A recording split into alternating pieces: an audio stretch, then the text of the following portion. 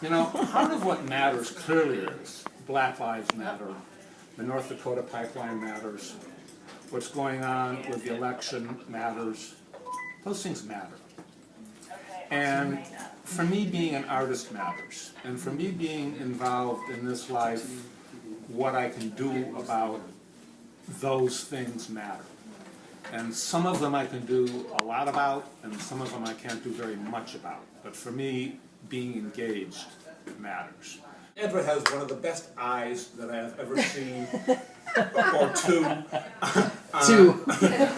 on a curator, and has the ability to see things that other people don't see. My word will be perspective, because I just think about not to lose perspective on why I decided to become an artist. What is my reason, my intentions, and so I think that really covers a lot, because it's my perspective about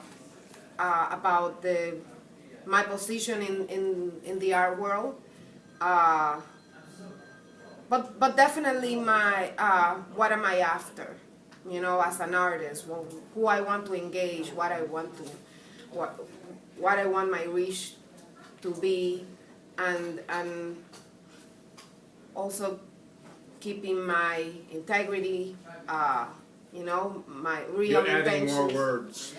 No, but they're part of the perspective, you know. Okay. Like I just think that if I don't lose perspective on my intentions of why am I doing this, I'm going to be fine. And I think that that will make this.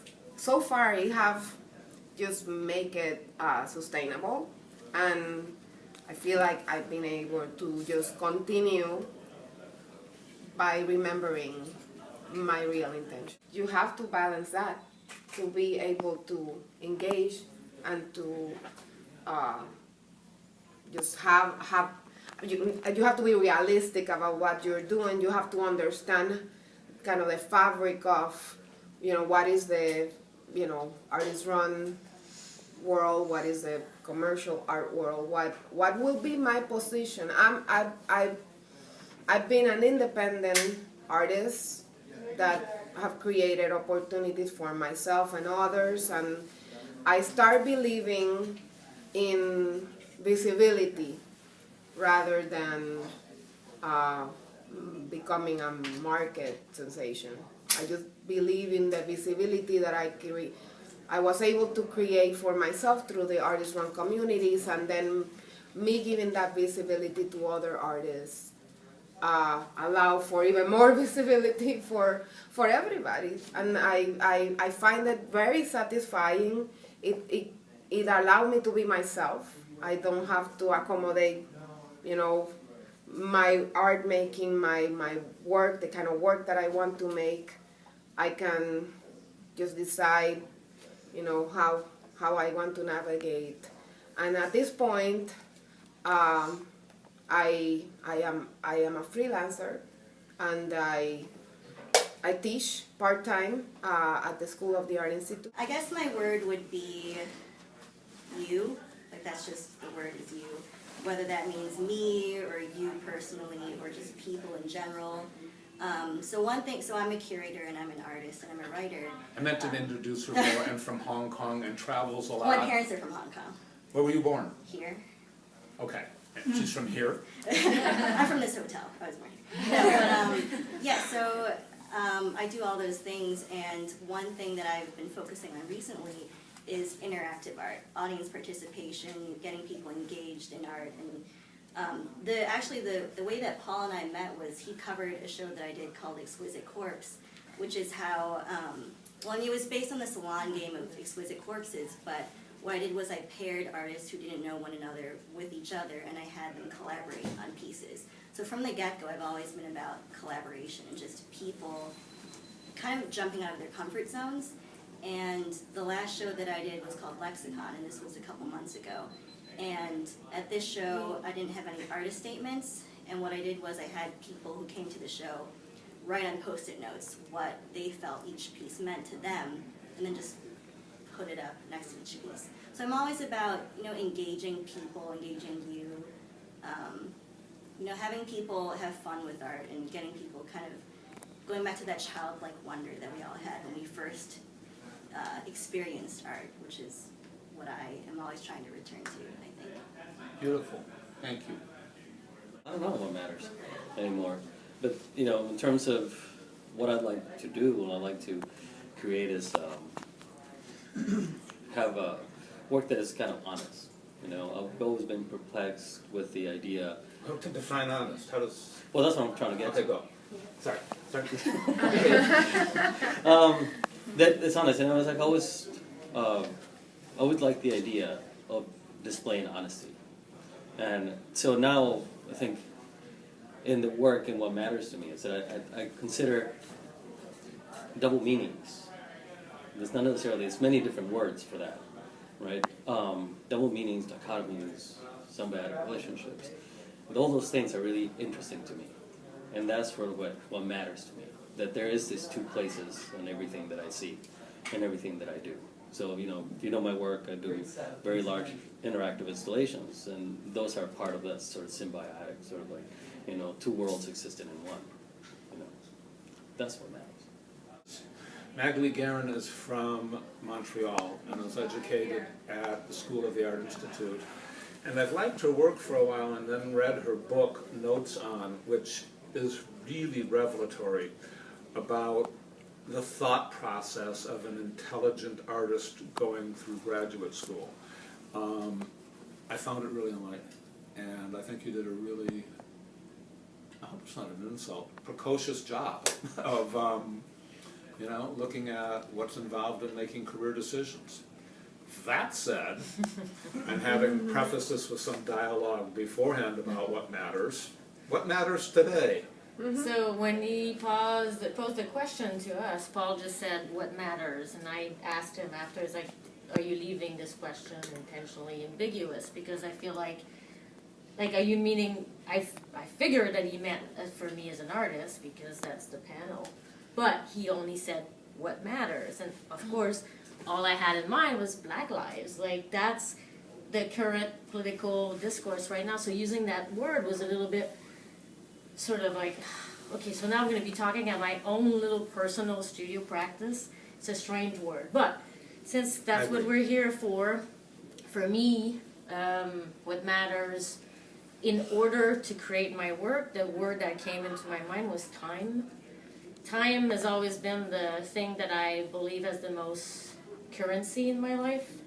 So I always try to organize my life, my day job, all that to give me the most time, because I find that, especially when you make objects, and it's so sort of complicated to understand the meaning of them, you need a lot of time to think about it, and read, and study, and write, and make, and fail, and all that. So I'm kind of a sort of a loner studio artist. I don't have any curatorial or engagement with the wider public, so it's very much my own little world. Tom is kind of like a contemporary Thomas Hart Benton, and I think is a little bit fed up with some of the noise at the peripheries of our society and has fun pointing it out. There's a lot of truth in what he sees and feels. What's important? What matters? Intention, that was my word. It's like I start every day out asking that of myself, intention. So, if the political climate, social climate is like really intense, that's what matters to me. So I try to make artwork as strong as I can possibly make it, that's going to touch as many people as possible in a positive way. That's basically what I try to do. For me, the word is authenticity. And I think it's important that there's a connection between what people express and create and their essence, their soul or their heart, and that they're expressing themselves with integrity. And I think everybody's answer would be supported by everybody else's answer, or each of us would say about each other, yeah. I'm compelled to go to, what about money? And none of us said money or rich was an objective or what mattered. So I have to ask the question, what's the relationship of money to what you expressed as what's more integral? I think money does matter, and I think that it's kind of honestly, it's kind of a privileged notion to say that money doesn't matter, because it does matter to me. My parents grew up working class in the slums of Hong Kong, worked very hard for me to be able to be an artist, and I think that it would be a lie to say that money doesn't matter. In an ideal world, it wouldn't, and we would all, be in a utopia where we can all pursue our passions, but, I mean, it does, and so, I think that's why I do so many different things, writing, curating, making my own art, representing artists. I actually represent Sheila. I don't want to put you on the spot, but as an artist. So, I mean, I just do so many things, and I always say it's not a 9 to 5, it's a 24/7, because I'm always working, I'm always making art. But I also make sure to, I'm in a good position in that I can do what I love, and that is art. But yeah, money, it does matter, I think. I don't know whether I'm gonna go elsewhere, but I don't know how and what you do about how it matters. But maybe Edra wants to. What's the role of money in this equation for you? There's no money. In my world, definitely you need money to make this, and that is always a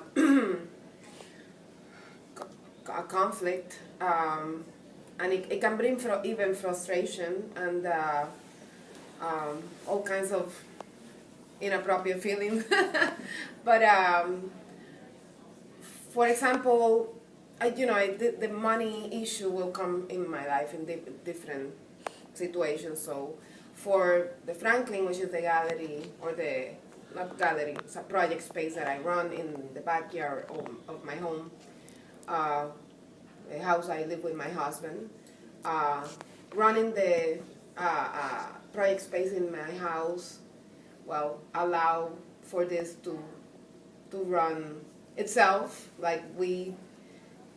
I contemplated at some point to become a nonprofit, and I realized that pursuing my personal art career and trying to have a nonprofit, it was going to be impossible, because it required the amount of work that I don't have the time to do if I'm pursuing an art career, which requires a lot of time for me to make art.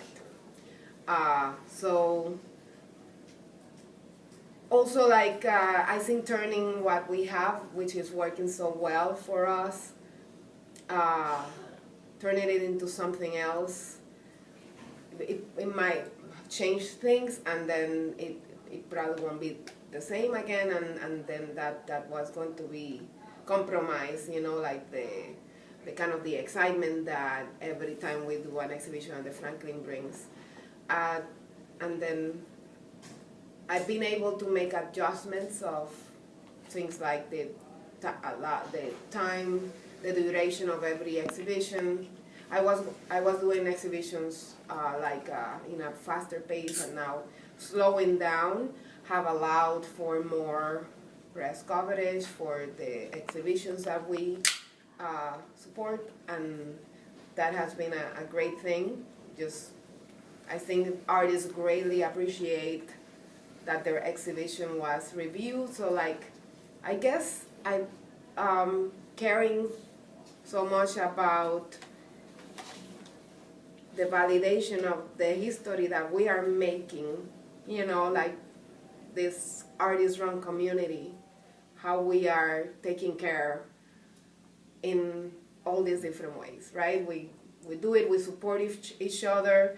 Not only I do it locally, I also bring artists from out of town, so we do exchange, we negotiate. I say, I'm doing this, I will give you all I can, which is promoting your exhibition, try to get press for you, but we don't have money, so if you ship the work to us, I will ship it back, so it will be out of our cost, you know. It's generous. So yeah, it's that's the way that we can do it, and obviously having the exhibition space in the backyard, it doesn't, you know, cost, you know, it's just part of our. I need all that money. So how does money drive you, or does the art drive you, or The art what's- drives me.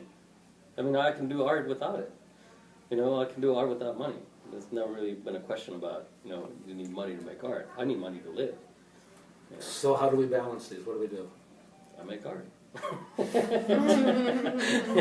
And I seek the ways to fund it. You know, I seek ways, you know, from sales and in other situations. I teach too. You know, You know, I think there's a subcontext here that we haven't quite touched on, and I don't know how far we want to go into it, is that the contemporary model is much more that artists are multidisciplinary and can do many things that, besides just apply paint to canvas, but could teach or could engage differently or curate or create a museum or gallery project, etc. So, I mean, I think there's evidence of that.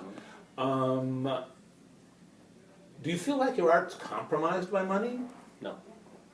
I think at times it has been, but I don't let it happen anymore. We don't admit to it, though. Well, I admitted to it. Okay. I admitted to it. I hear ya. I'm admitted, but I don't let it happen anymore. Because I think, you know, I was doing financially well when I was doing a lot of public art. You know, but I found that it was a patronizing and compromising practice that I didn't want to pursue anymore. That it was more important to me to be genuine and authentic about my own ideas and my concepts and the work that I wanted to make. I wanted to challenge myself. And I knew there was going to be a big difference in terms of, you know, money, right? Hear ya. But, you know, I've been dirt poor in my life. I had money in my life. The money to me, it comes and goes. It's one of these things that I needed to live, right? I have 2 kids. I got to put food in their mouths, you know. That's a real thing, right? And those things is what I try to strive for to maintain. I think I'm a little delusional. Okay. I mean, I don't have kids, and so Yeah. that kind of helps me to be delusional, I guess. Or I know how much I need to pay the rent and pay my phone bill, and I try to have a little job that's going to cover that, and then I don't have. Then if I sell, I'm lucky to have extra, but basically I've always I don't have any saving. I've never thought that way. Now that I'm getting older, it's getting a little bit scarier, but I've always been a little bit like, we'll see what happens. Can I pay the rent this month? I can. Okay, good. I'll be in the studio full time. I can pay my rent. That's all I want. But it is delusional. I'm not gonna lie. If something happens to me tomorrow and I need $1,000, I don't have it. I have to make a phone call or 3. So I don't know. But I always think it's gonna change. Very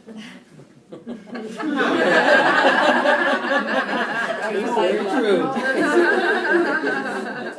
And we got all that. Doesn't change. Since I'm probably the oldest person besides Klein here, Doesn't change. I just tried to figure out to live like a modest lifestyle. I like the idea. For me, I figured that if I keep myself having just under the amount of money I need, I stay really hungry and stay really like on edge and sort of agitated all the time, and that works well for my artwork. So I'm okay with that idea. But I have managed to separate the things like the public art. I'm in that situation like you've been in your lifetime. I've done things like stage set design, murals, sculptures outside, and all kinds of stuff. But really, like, I embrace the sort of like working with the public, and if they want to like control me while I do it, I like take that as like a creative solution to solve that kind of idea. So I embrace that idea, and so I like have all those different things that I'll do to make my money. But then when I'm making my really important, that I feel really important social artwork, socio-political artwork, and whatever, nobody can tell me what the hell to do then. I just, I have enough money to pay my bills, and then I do that more important stuff that reaches out to the public and stuff, and I don't need any money. Like we just ended a show, and I didn't sell anything, of course, again. So there's a, but I'm pretty excited about it. I did sell some of those books, but anyway, you know, I'm still excited. I touched a lot of people. A lot of people came to the show and all that stuff. So, and that was my goal. Something that interests me, you guys, is that, you know, we look at the influence of the press on creating a mindset. And I think there's a mindset in North America, in particular in the United States, that says artists aren't our highest people. I mean, we see ads that, you know, you could have been an artist, but now you're, I don't know, whatever. I think artists for me are like shamans, and leaders and people that challenge me and inspire me. But I think an awful lot of times the notion is that artists should grow up and get a real job or some bullshit. And what's your relationship with that notion, or how do you agree with me? And how do you deal with that notion as you confront or interact with the world? I do, I say I'm a teacher. I cannot say I'm an artist. Because I don't want to get into that discussion. Then it's going to be like, oh yeah, what kind of art? I don't know. I just like, teacher, everybody's like, oh yeah, like it's like, you know. So then I can, okay, whatever. So it's interesting. And then sometimes I say painter, but still not artist. Somehow I feel better about it's weird. These terms are very strange. I don't know, I like saying artist. But I like saying that I'm an artist. And I say it with a smile on my face like I'm getting away with something. I kind of feel the same way. Like, yeah, I'm an artist, and then it's this whole it's mystique true. that happens out of it, and I'm like, yeah, It's true. lucky me. Yeah, you are. You are getting away with something. That's awesome. Fabulous.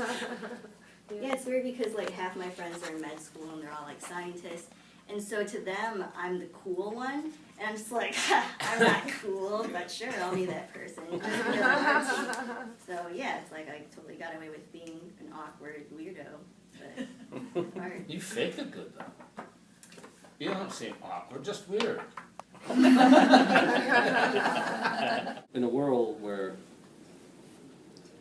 art is so diverse, that to me, you know, is not the traditional way of looking at painting, or it's not like, that is a series of moments, you know, that exist, right? So like, what can be considered art these days? I don't know. You know, is it a moment? You know, so it's kind of, it's constantly changing, sort of like this idea of, you know, what the evolution of the work is, and the evolution of art making is. But I agree with you Yeah, in some, but I also agree with this that you're talking about, because it's like art sort of defends our instinctive, you know, notions of who we want to be, you know, and it really protects. It's kind of like the voice that have no, that nobody can really understand completely, but you create this yourself, and the fact that you call it art, you know, the world can understand that by you calling it art. Like I'm always thinking about how to make art as accessible as possible, and honestly, it's so easy now because, you know, with the internet and with social media, anyone can access art. Like, not everyone, well, I feel like most people are kind of intimidated about going into a gallery or going into an art fair. They think that it's not for them, or they think, well, they have no idea what it really is. But with the internet, I mean, people can go onto a blog or go onto Instagram and see a photo and be like, oh, I mean, maybe that is kind of cool. So, I mean, that is definitely something that's always been running through my work in recent years, definitely. Go ahead.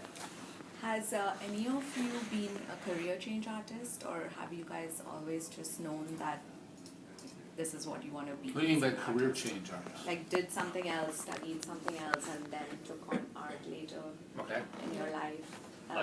Yeah, I thought I was going to be a professional skateboarder. Well, after you were 6 years old. No, it was like, no, I was, you know, I won't take it as an insult, it's cool. You know, I was like 20, I think, like 24 when I realized I wasn't going to be a professional skateboarder, and that's when I decided to make art. Yeah. It's like, because it was, Did you already have art licks? I guess, I mean, I went to the Art Institute for a little bit, you know, I had art class in high school and that kind of thing, but I didn't realize I was going to make this a choice, you know. Interesting. Like, I mean, I find that, you know, I found that skateboarding was always very creative for me. Yeah. You know, it was very creative to look at objects differently. And what I really appreciated about it is that I was always sort of, it was a competition within myself, which is very similar to art making. Create art, yeah. Yeah, so it was an easy transition for me to dedicate most of my time. Cool, maybe I'll make it the other direction. Go for it. Skateboard. Magalie, did you agree about the career change? Me? Yeah. I didn't know you could be an artist until I was in my mid-20s, I think. Like when I grew up in Quebec City, I wasn't surrounded by art or artists at all. So I studied psychology.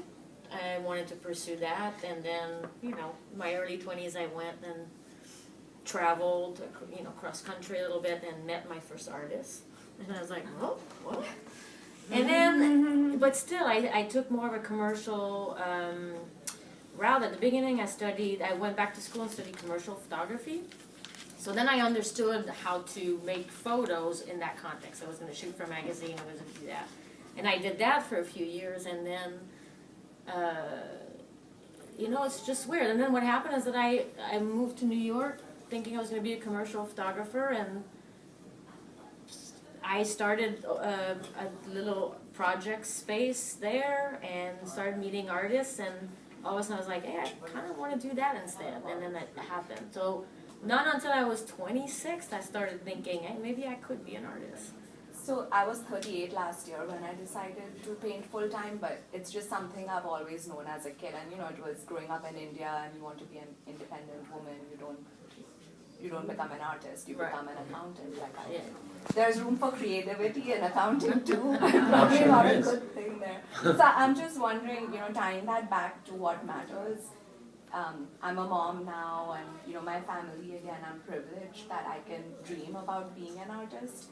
But how do you tie that to what really matters? Like, am I just being indulgent by saying, okay, you know, I can just paint all day and just keep creating and expressing myself? Yeah. It does seem kind of indulgent. I will joke, well, he'll be like, so when are you gonna make enough money to buy me a yacht? I'll be like, someday, Dad, I'll be able to, or like buy them a big house or something. And honestly, I mean, that is kind of a goal. It's always in the back of my mind, like, someday I'm gonna be rich and famous enough that I can, you know, pay my parents back, both figuratively and literally. Yeah. But yeah, I mean, it's always an interesting thing that actually is kind of a subject matter in a lot of my art too. Like, how do you justify, or how do you balance, you know, this generational divide of being an artist and what your parents or what your family went through? Yeah. It's always kind of a thing that I'm thinking about. I'd love to talk to you more about that. Let's do it. Tom, Want to jump in? Back to the arts as a human rights, and part of what you were saying is that I was going to say that, you know, we're very privileged that we can make art. You know, we're very lucky that we can make art, and I think with that comes responsibility. And then your intention or responsibility then ends up justifying you making your art, depending on if you're coming from the right place. Yeah.